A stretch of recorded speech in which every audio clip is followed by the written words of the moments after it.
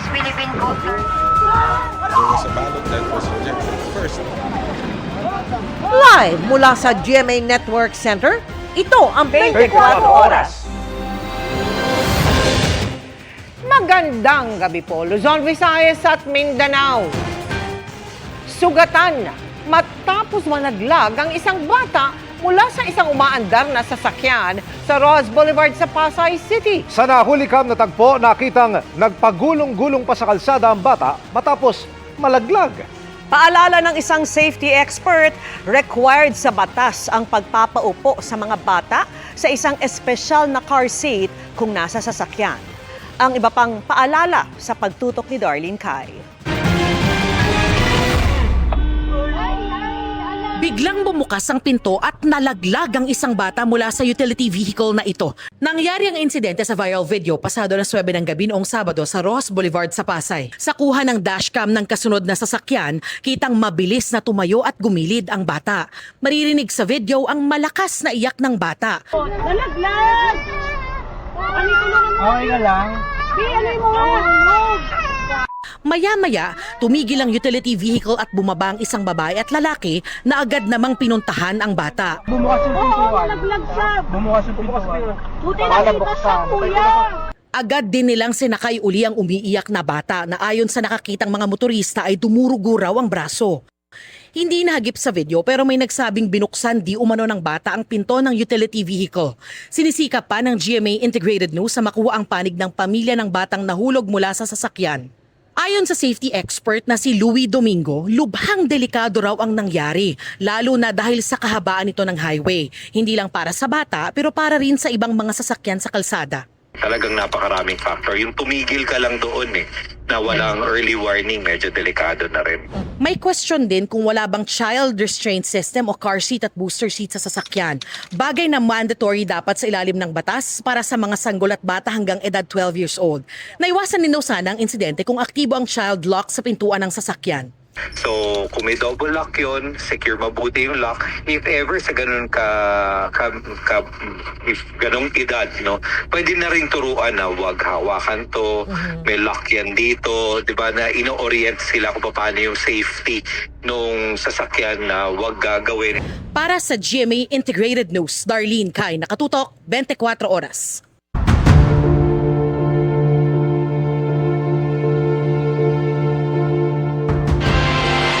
Arestado ang isang DPWH engineer dahil sa tangka umanong panunuhol kay Batangas 1st District Representative Leandro Legarda Leviste. Gusto umano nitong ipatigil ang investigasyon ng mambabatas sa mga proyekto kontra baha sa kanilang distrito pero nagsumbong sa pulisya ang kongresista. Mula sa Balayan, Batangas, nakatutok live si Ian Cruz. Ian. Yes, Vicky, binisita nga ni Congressman Leandro Leviste yung isa sa mga nasirang proyekto ng dike ng DPWH dito yan sa Balayan, Batangas. Isa nga itong proyektong ito ng DPWH sa mga iniimbestigahan ng kongresista na maaring nagtulak umano sa isang district engineer na tangkang suhulan ang kongresista. Gamit ang backhoe ay binunot ang sheet pile sa nasirang dike sa Barangay Santol sa Balayan, Batangas. Ito ay para malaman kung sapat ang haba ng sheet pile, lalo ang bahagi nitong nakabaon. Maraming bahagi kasi ng diking ito sa Binambang River ang nawasak ng manalasang Bagyong Cristino October 2024. Kahit 2023 lang natapos ayon sa kapitan ng Barangay Santol. Isa ang dike sa mga DPWH projects na iniimbestigahan ng tanggapan ni Congressman Leandro Leviste. Bumunot ng sheet pile mula nga doon sa nakabaon sa nasirang dike itong tanggapan ng kinatawan ng Kongreso dito sa Batangas. Kailangan kasing malaman kung gaano ba talaga kahaba yung ibinaong sheet pile para malaman kung sapat na ba yung habang yon para maprotektahan ang pampang ng ilog na ito kapag may malakas na bagyo o pagulan. Dapat 15 meters. 15 ang sheet pile. Kung sabihin mo na kalahati ng ginastos sa proyektong ito na 338 M o mahigit ay sa sheet pile at sabihin po natin 1/3 lang pala ang haba ng sheet piles na actually na inilagay. Yung 150 million pesos worth of sheet piles ay 50 million pesos worth lang pala ang inilagay. Pero ang imbestigasyon sa proyekto at iba pang DPWH project sa 1st District ng Batangas, gusto mo anong pahinto kaya tinangka umanong suhulan si Leviste ni Batangas 1st District Engineer Abelardo Calalo ng DPWH. Pero nagsumbong si Leviste kaya inentrap si Calalo at inaresto sa Taal, Batangas itong Biyernes. Na-recover umano kay Calalo ang bundle-bundle na perang papel na nang bilangin ng mga pulis ay umaabot sa mahigit 3.1 million pesos. Si Kong Leandro may tinawagan po siyang tao na nag-inform sa akin ng mga detalye. Kaya pumunta po kami doon, naabutan namin si DE na may hawak na ecobag at may lamang pera. Sa isang panayam ng mga mamamahayag, sinabi ng kongresista na tuloy ang paghain niya ng reklamo bukas laban sa district engineer sa tanggapan ng piskalya. We should not tolerate any corruption in DPWH. We should demand projects at better quality and lower cost and obligate contractors to correct any deficiencies immediately without additional cost to government. Beyond this case, we will push for broader reforms to address systemic problems of DPWH. Sa pamamagitan naman ng inang si Senadora Loren Legarda, pinaalalahanan daw ni Senador Ping Lacson ang neophyte congressman ukol sa seguridad nito lalo't bilyong piso ang halaga ng mga kontratang pang-infrastruktura. Sinikap ng GMA Integrated News sa makuha ang panig ni Engineer Calalo na nakadetain sa Taal Police Station. Baka makuha lang po namin panig nyo. Lawyer na lang, sir. Lawyer na lang. Opo. Engineer, tanong lang namin yung 3 million, para saan po ba yon? Sir, sa lawyer na lang po. Papatawan din ng preventive suspension ng DPWH si Engineer Calalo. Mabuti na sa kanya at nakinulong. Kung yun ang ginawa niya, hindi ho tama yan. And we don't tolerate that kind of action.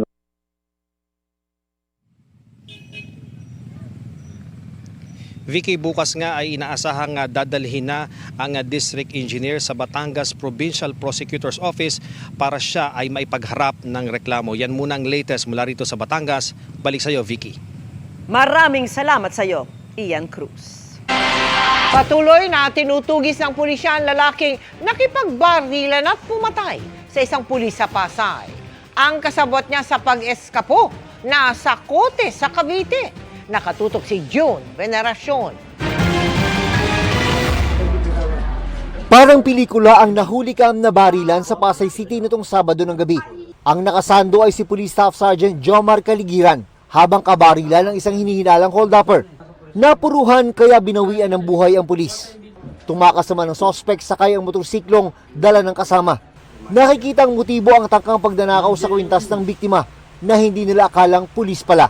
Ayun yung bumaril sa rin mo ba?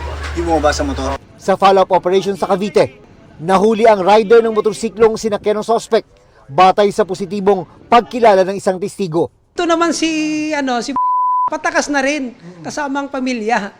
Mabilis lang yung tropa na hold. Pero nakatakas ang shooter. Ito yung yung suspect natin sa shooter. Ito yung nakita natin na bumaril. Ayon sa Pasay City Police, matagal nang magkatandem sa iba't ibang krimen ang dalawa na naharap na noon sa mga kasong carnapping at grave threat. Yung modus nila pare-parehas. Pag hindi nila makuha, babarilin ka. Tiwala ang PNP na mahuhuli nila ang suspect na nakapatay sa pulis na naka-assign sa Manila Police District. Armed and dangerous talaga ito. So, ang instruction ko naman sa mga tao natin na talagang mag-ingat. Para sa GMA Integrated News, June Veneracion, nakatutok, 24 oras. Nakahanda ang Pilipinas sa susunod na hakbang ng China lalo't hindi pa nililisa ng mga barko nito ang Ayungin Shoal 1 linggo matapos ang tangka nilang paglapit sa BRP Sierra Madre. Batay naman sa isang survey, China pa rin ang pinakamalaking banta sa Pilipinas para sa karamihan ng mga Pilipino. Nakatutok si Chino Gaston. Isang linggo mula ng palibutan at tangkain nilang lapitan ang BRP Sierra Madre, nananatili ang 18 mga barko ng China sa palibot ng pinag-aagawang bahura. Ayon sa Philippine Navy, handa sila sa anumang sunod na hakbang ng China sa pinag-aagawang bahura. They have always been ready System were deployed sa mas malayo pa na banda ng Sierra Madre but still within Ayungin Shoal. Andun pa naman sila, yung tumaas na number ng mga maritime militia, yung Coast Guard, yung mga RIBs at yung mga speedboats nila. Ayon kay Defense Secretary Gilberto Teodoro Jr., posibleng may kinalaman ang paglapit ng Chinese speedboats at rubber boats noong nakaraang linggo sa military exercise sa Palawan kasama ang Australia. We have monitored increased presence. Hindi lang naman sa Ayungin. Baka dahil din kakatapos lang ng exercise Alon na pinakamalaki na ginanap sa Palawan. Secretary, may mga bit-bit na malalaking armas. Hindi ba mga Chinese personnel around? Wala kaming confirmed information about that. At this time, wala po kami nakikita. But of course, laging listo.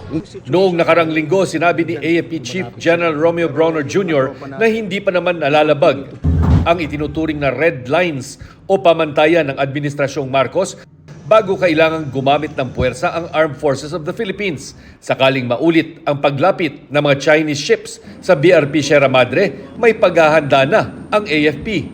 Ang unang-una dito ay hindi natin palalapitin, that's one. And secondly, whatever happens, and it will always be based on sa pinaka seryoso or worst case scenario, if I may say it.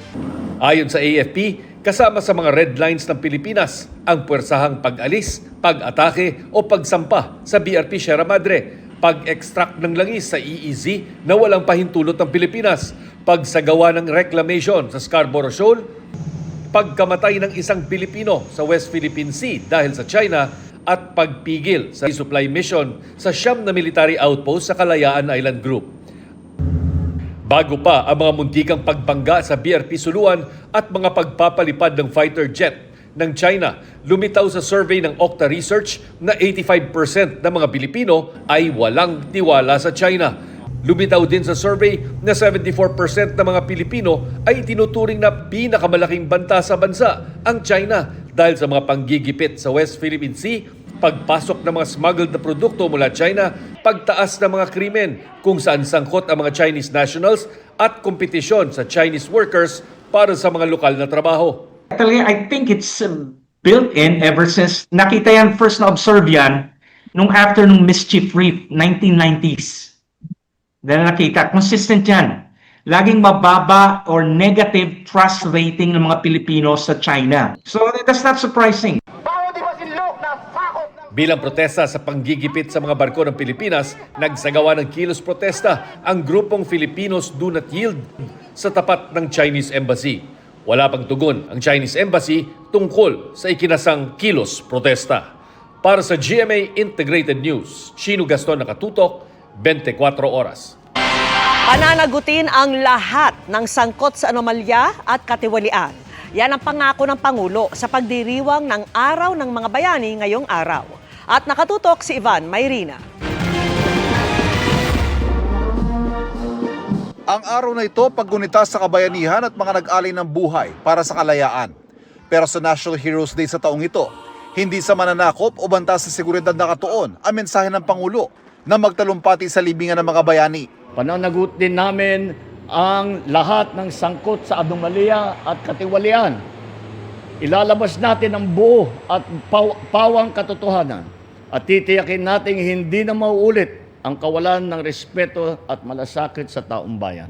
Ang pinatutungkulan ng Pangulo, ang iilanaan niya na mas pinipili ang sariling interes sa halip na kapakanan ng bayan at ng kapwa Pilipino. Hindi lang pagpapalakas ng ating depensa ang kailangan nating tutukan upang maalagaan ating kalayaan. Kailangan din natin labanan ang banta ng katiwalian at pang-aabuso sa kapangyarihan ng ating lipunan. Dahil hindi lamang salapi ang kanilang ninanakaw, kundi pati ang kalusugan, pangarap at kinabukasan ng mga susunod na henerasyon na Pilipino. Personal na nagtungo ang Pangulo sa Bulacan at Benguet itong nakarang linggo para personal na inspeksyonin ang ilang proyektong isinumbong sa kanya sa inilunsad na website sa mga palpak o di kay ghost na flood control projects. Kasunod yan ang pagsiwalat niya sa kanyang zona na napupunta sa katiwalian ang bilyong pisong pondong inilalaan sa mga flood control project. Sabay pangakong pananagutin ang lahat ng sangkot dito. Bilang Pilipino, may pananagutan tayo sa ating bansa na maging mas mapanuri sa mga mali, na isiwalat ang panloloko at panindigan ang alam nating tama kahit hindi ito madali. Hanggang sa puntong ito, tanging mga proyekto at mga kontraktor ang pinangalanan ng Pangulo, pero wala pang mga politiko. Para sa GMA Integrated News, Ivan Mayrina, nakatutok, 24 oras. Niragasan ng kulay putik na baha ang ilang bahagi ng La Trinidad, Benguet. Kabilang sa nalubog sa baha ay sikat yung Strawberry Farm. May naitala ring rock slide sa Mountain Province habang abot baywang na baha ang namerwisyo sa Zamboanga City. Nakatutok si Tina Panganiban Perez. Grabing baha naman to. Ikinagulat ng ilang taga-sitio Bayabas, La Trinidad, Benguet ang pagragasa ng kulay putik na baha kahapon. Umagos ang tubig mula sa kabundukan kasunod ng malakas na buhos ng ulan. Walang naiulat na nasaktan, pero sa tindi ng pagbaha, pinasok ng tubig ang ilang bahay. Pinatumba rin ng tubig ang ilang motorsiklo. Sa kuha naman ng CCTV, kita ang mabilis na pagkilos ng mga tauhan ng isang motor shop nang mapansin ang pagtaas ng tubig sa katapat na kalsada. Nagsitakbuhan at kanya-kanyang lagay ng sandbag. Pero sa bilis ng pagtaas ng baha, bahagyaring inabot ng tubig ang harapan ng motor shop. Hindi rin nakaligtas sa baha ang Strawberry Farm.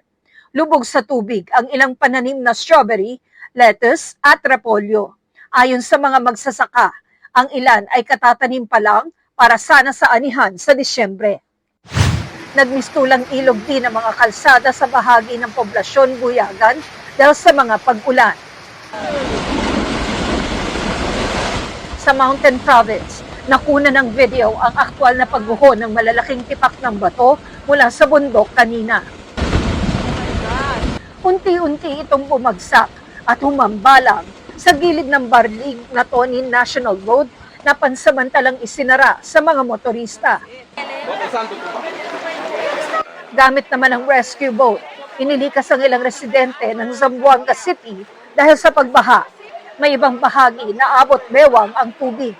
Ayon sa City Social Welfare Office, nasa 300 pamilya ang apektado.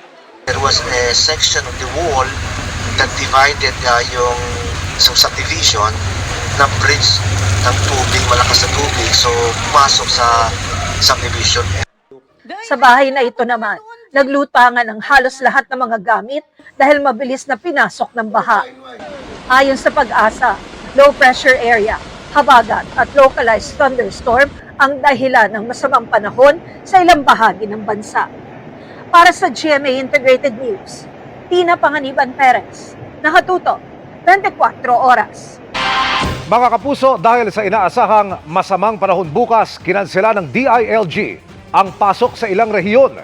Walang pasok bukas, August 26, 2025, sa lahat ng antas sa pampubliko at pribadong paaralan, pati sa mga tanggapan ng gobyerno sa buong Metro Manila. Gayun din sa Aurora, Quezon, Rizal at Laguna. Wala ring pasok sa lahat ng paaralan, all levels at government offices sa Albay, Camarines Norte, Camarines Sur, Sorsogon, Catanduanes at Masbate, pati sa Northern Samar, Eastern Samar, Leyte at Southern Leyte. Patuloy pong tumutok dito sa 24 oras at social media pages ng GMA Integrated News para sa iba pang anunsyo.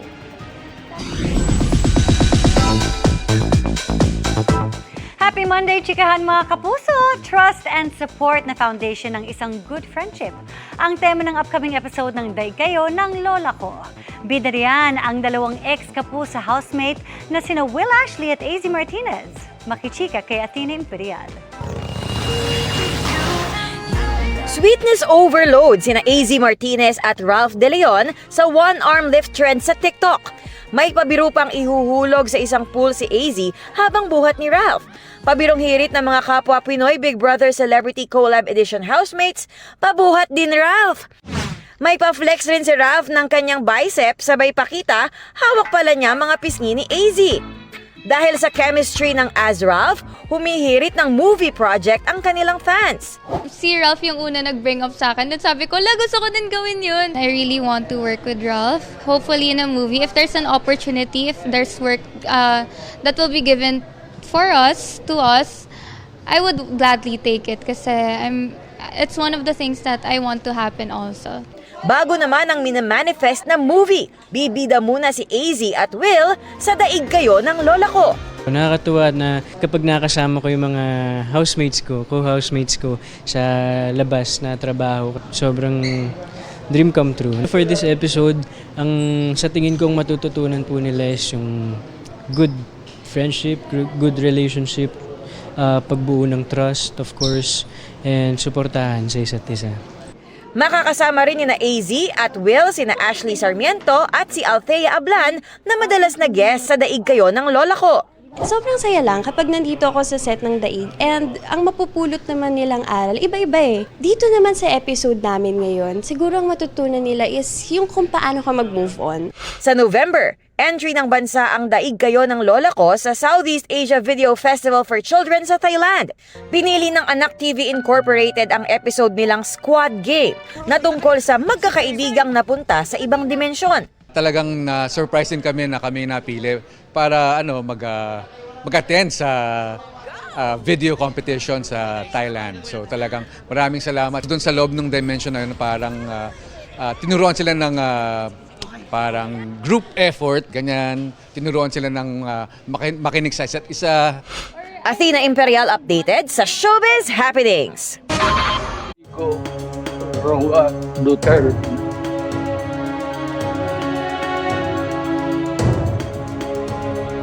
Posibleng makaharap ni dating Pangulong Rodrigo Duterte sa International Criminal Court o ICC ang ilan sa mga biktima umano ng madugo niyang kampanya kontra droga.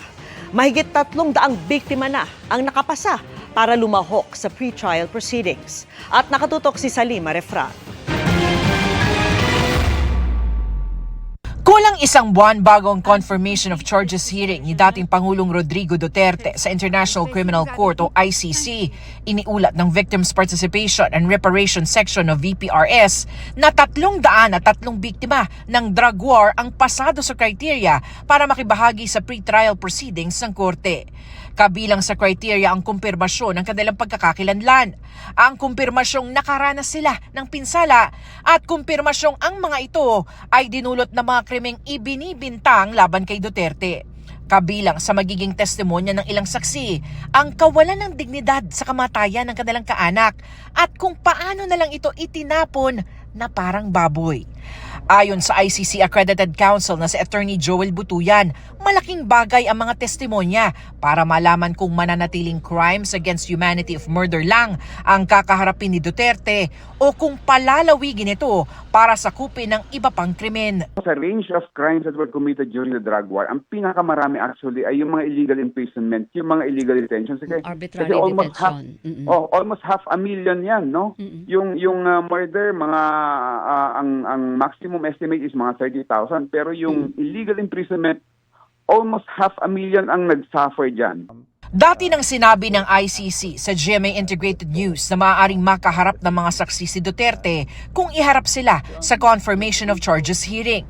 Sa Confirmation of Charges hearing sa September 23, dedesisyonan kung itutuloy ang kaso sa trial o ibabasura ito. Patuloy na kinukuha ng GMA Integrated News ang panig ni Duterte. Para sa GMA Integrated News, Salima Refran, nakatutok, 24 oras. Posibleng isuspindi ang 10 tauhan ng isang district engineering office sa Bulacan na isinailalim sa floating status dahil sangkot umano sa ghost project. Babala pa ng DPWH. Hindi lang tiwaling district engineers ang kanilang hahabulin, kundi pati ibang opisyal ng gobyerno. Nakatutok si Mariz Uman. Kasunod ng pagkakaaresto kay DPWH Batangas 1st District Engineer Abelardo Calalo dahil sa tangka umanong panunuhol kay Batangas 1st District Representative Leandro Leviste, nagbabala si DPWH Secretary Manuel Bunoan sa iba pang district engineer ng kanyang kagawaran. This is already a warning to everybody. Kailangan po lahat ng pagpapatupad ng mga projects as the President is calling, the gawain ng gusto, yung mga proyekto at dapat iwasan yung mga corruption. Nauna nang nilagay sa floating status sina dating Bulacan 1st District Engineer Henry Alcantara, OIC District Engineer Bryce Erickson Hernandez, at 8 pang miyembro ng 1st District Engineering Office ng Bulacan. Kasunod ito ng mga tinukoy ni Pangulong Marcos na mga ghost projects umano sa lalawigan. Hinihintay pa raw ni Bonoan ang paliwanag ng mga sangkot, pero nakaumang na raw ang posibilidad ng preventive suspension laban sa kanila. Because of the yung perceived anomalous implementation of projects. Yung sinasabi nating ghost project, yan ang pinakagarapal na siguro gagawin mo yan. We're validating it and I think in a few days siguro baka dapat hindi lang floating status yan. I have to nag-issue na po ako ng show cause order sa kanila lahat, yung mga involved dyan. And in a few days, pagka hindi satisfactory yung ano nila, then I'll have to issue again yung preventive suspension po nila. Without prejudice, of course, to filing additional cases po for quarantine. Tinatayang nasa 400 proyekto mula 2022 hanggang 2025 ang kasalukuyang bineberipika pa ng DPWH, kabilang ang ilang mga proyekto raw mula pa sa nakaraang administrasyon. Hindi lang daw hanggang district engineer ang ipasususpinde o kakasuhan ng DPWH. Sakaling may mga matibay silang ebidensyang makalap laban sa iba pang kasabwat ng mga ito. Kahit daw kasi matataas na opisyal ng lokal o national government, ay wala raw silang sasantuhin. Anybody who is that will be documented po na involved in the anomalous implementation of any project, kasama rin po lahat. Kanina personal na nag-inspeksyon si Bonoan sa nasirang bahagi ng rock shed sa Tuba, Benguet para malaman kung dumaan ba ito sa wastong proseso at nangakong isusumiti raw nila agad sa Pangulo ang resulta ng investigasyon. Para sa GMA Integrated News, Mariz Umali, nakatutok, 24 oras. Nadagdagan pa mga kapuso ang mga lugar na walang pasok bukas, August 26, 2025. Kinansela na rin ng DILG ang pasok sa lahat ng antas sa pampubliko at pribadong paaralan pati sa mga tanggapan ng gobyerno sa Bulacan, Nueva Ecija, Pampanga, Batangas at Cavite. Patuloy na umantabay para sa iba pang anunsyo. Filled with gratitude and awe, si Sparkle star Sanya Lopez, kaya naman may post-birthday celebration siya with fans sa isang orphanage. Dagdag sa nagpapasaya sa puso ni Sanya ang magandang feedback na natatanggap ng Encantadia Chronicles Sangre. Makichika kay Athena Imperial.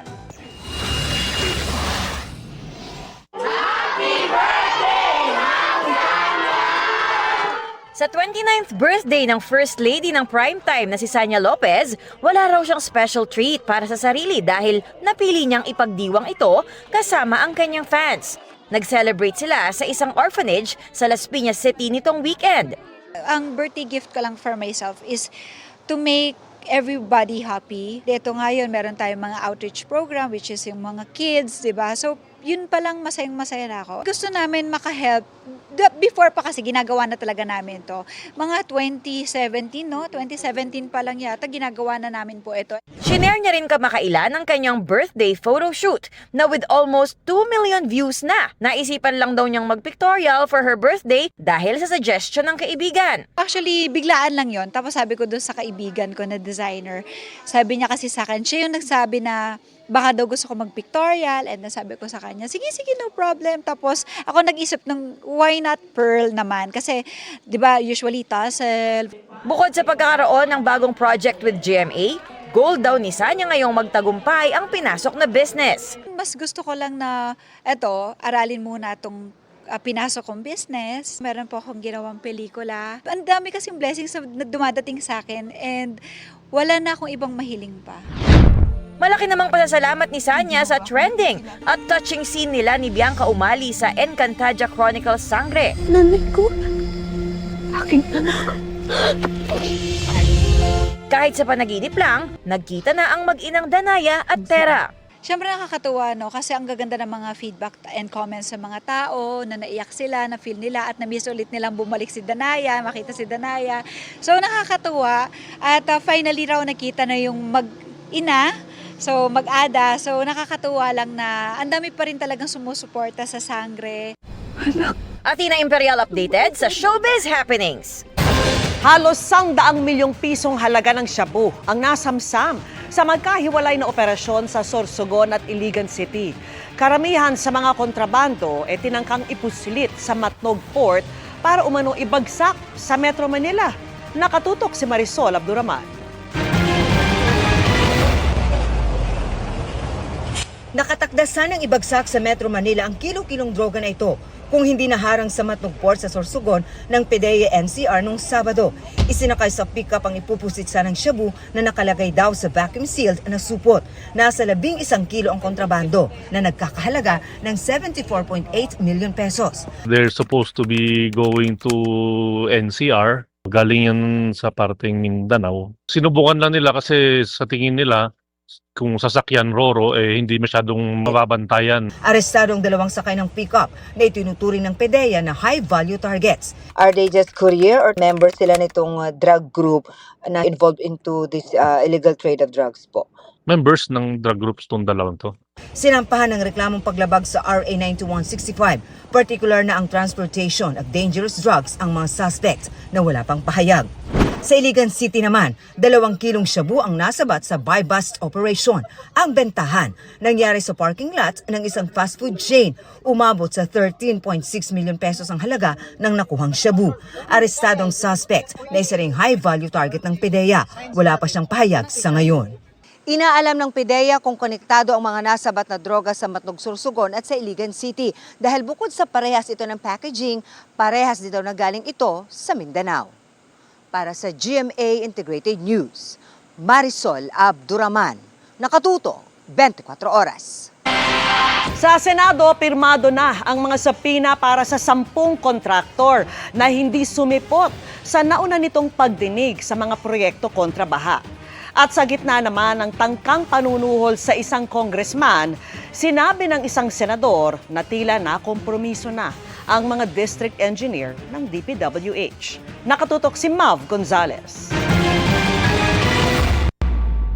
Kakaiba raw ang nabistong tangkang panunuhol ng isang DPWH district engineer kay Batangas 1st District Representative Leandro Leviste. Sabi ni Senador Ping Lacson, mga kontratista raw ang karaniwang nanunuhol, hindi opisyal ng DPWH. This reinforces my theory do sa aking privilege speech na parang yung mga DPWH officials, at least at the district level, relegated na sila sa parang legmen or bagmen na mga powerful contractors. There must be a powerful contractor behind this and we have to find out. Ayon kay Lacson, compromise na umano ang mga district engineer dahil mga kongresista rin ang naglalobby para malagay sila sa pwesto.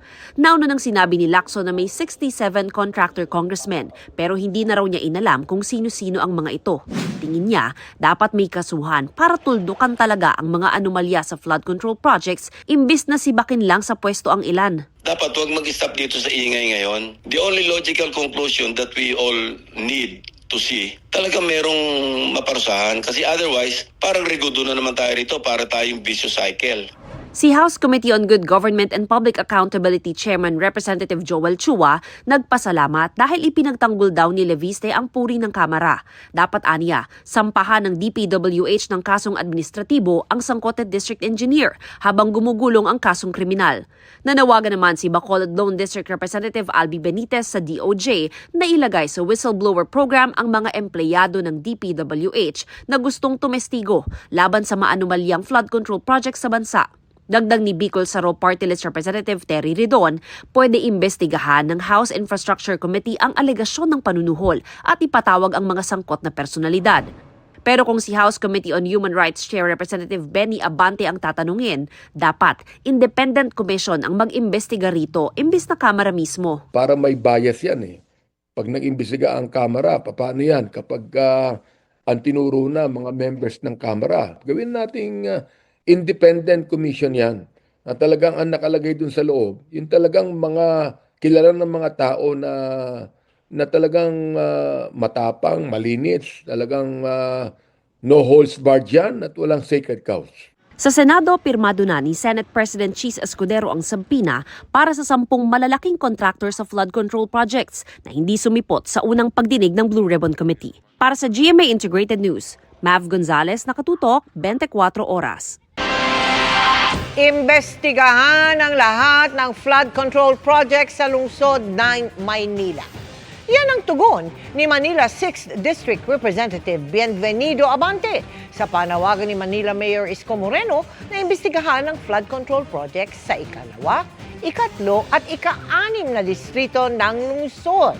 Ang sabi ni Abante, dahil magkakaugnay ang mga flood control measures ng lungsod, hindi raw dapat pag-initan ang ilang distrito lamang. Pasaring ni Abante kay Moreno, kung gusto raw talagang maintindihan ang ugat ng problema, dapat maging seryoso sa paghahanap ng solusyon at hindi sa pagkuha ng puntos sa politika.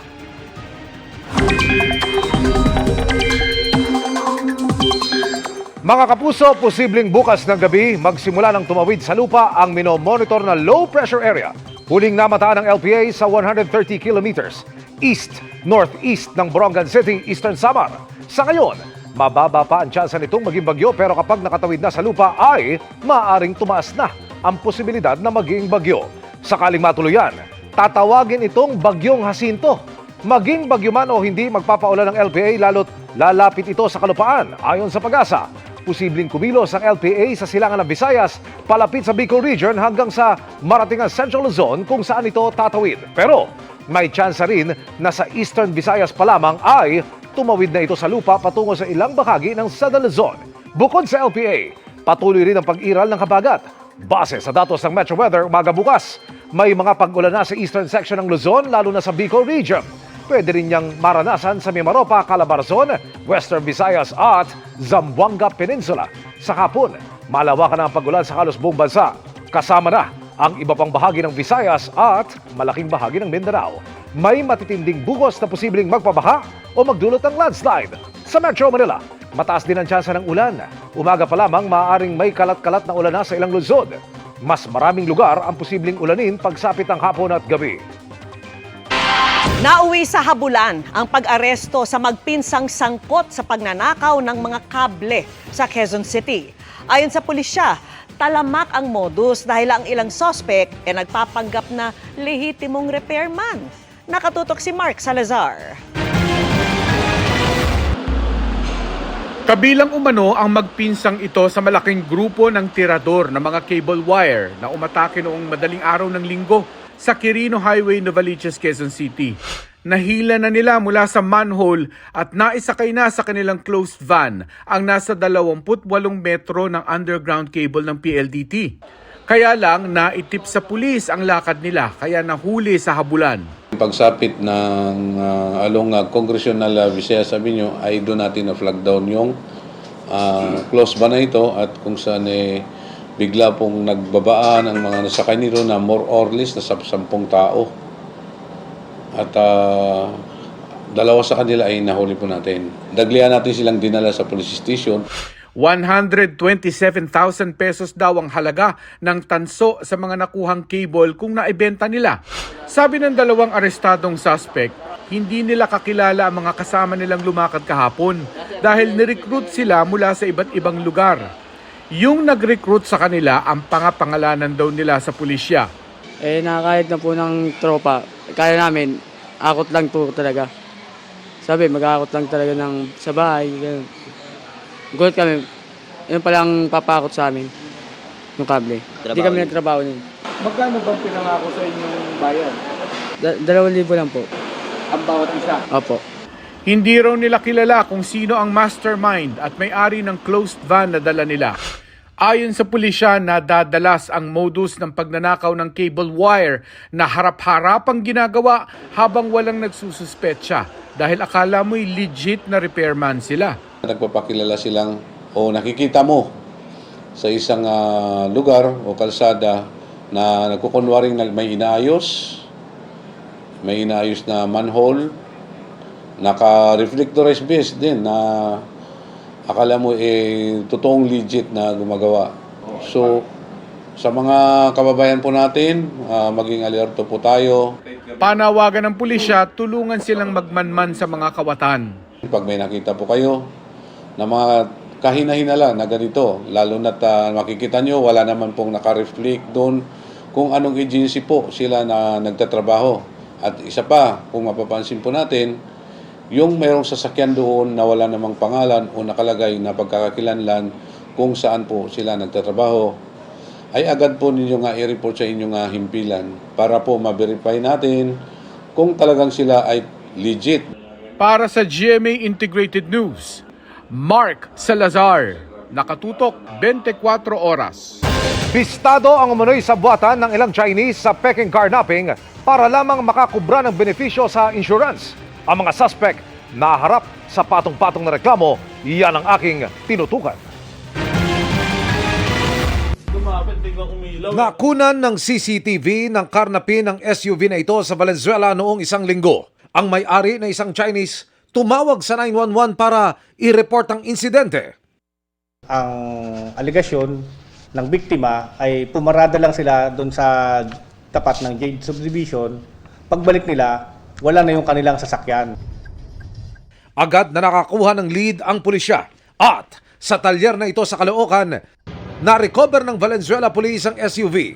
Sa investigasyon, lumabas na ang lalaking nakunan ng CCTV na tumangay ng SUV ay ang may-ari ng talyer kung saan na-recover ang sasakyan. Isa rin siyang Chinese. Nakita po na may bumaba, lumapit sa sinasabing nakarnap na sasakyan. Nung paglapit niya, umilaw. Kita po sa CCTV footages na umilaw yung sasakyan.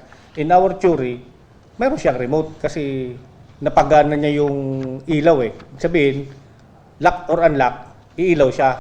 Sa talyer, na-recover ng pulisya ang ilang pang piraso ng mga plate number, kabilang na ang plaka na para sa isang kaparehong model at kulay na SUV na nasangkot naman sa aksidente sa Bulacan noong isang taon. Ang SUV na ito natuntun din ng pulisya sa Valenzuela. Total wrecked na. Kalaunan, umamin umano ang Chinese na may-ari ng talyer na gawa-gawa lang ang karnapping incident na ito. Kakuntsaba raw niya ang kapwa niya Chinese na may-ari ng SUV na tumawag sa 911. Kapwa inaresto ng pulisya ang mga suspect na ayon sa pulisya isangkot sa modus na pinapalabas na nakarnap ang sasakyan para makapag-claim sa insurance. Nag-file po kami ng perjury or doon sa kanyang pagsisinungaling na allegedly idiniklara niya na karnap pero in fact hindi naman pala totoo. Nag-file din po kami ng violation for Republic Act 4136, yung illegal transfer of plate.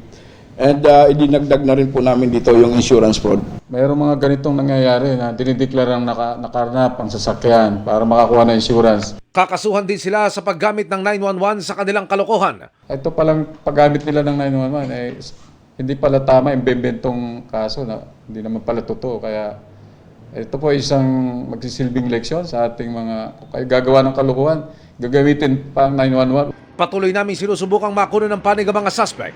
Para sa GMA Integrated News, Emil Sumangil, nakatutok, 24 oras. Tinawag ni Senadora Risa Ontiveros na Alice Guo Part 2 ang kaso ni Joseph C., ang mining executive sa Pilipinas na lumalabas na isang Chinese national umano.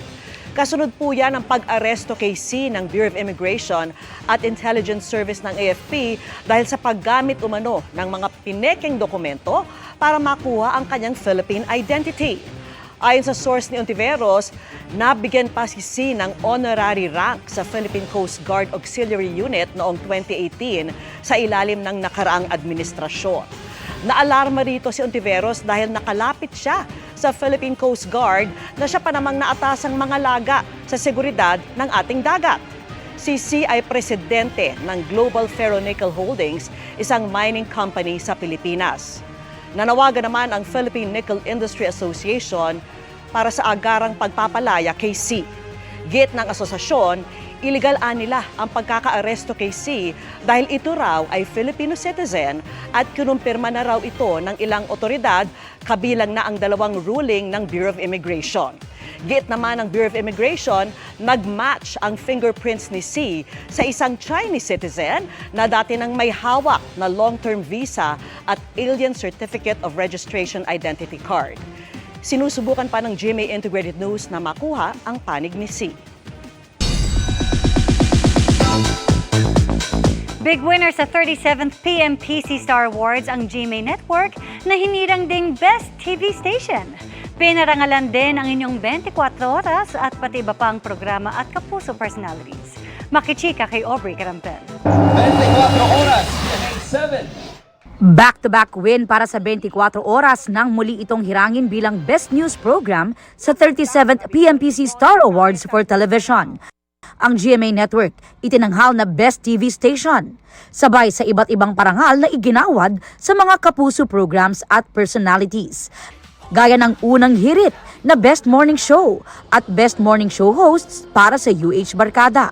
This award is dedicated to all the loyal Unang Hirit viewers. Pinatutuloy po kami sa kanilang mga tahanan for the past 25 years. Mainit na pinag-uusapan ngayon. Ang kapuso mo, Jessica Soho, ang Best Magazine Show. Best Public Service Program ang Wish Ko Lang. Best Lifestyle Travel Show ang pinasarap sa GTV at ang host nito na si Cara David ang Best Lifestyle Travel Show host. Pinarangalan din si Cara kasama sina Sandra Aguinaldo, Howie Severino, Atom Araulio, Mav Gonzalez at John Consulta bilang Best Documentary Show hosts para sa Eyewitness. Ito po ay alay namin sa lahat po ng mga Pilipino na pinagkakatiwalaan po kami sa kanilang mga storya.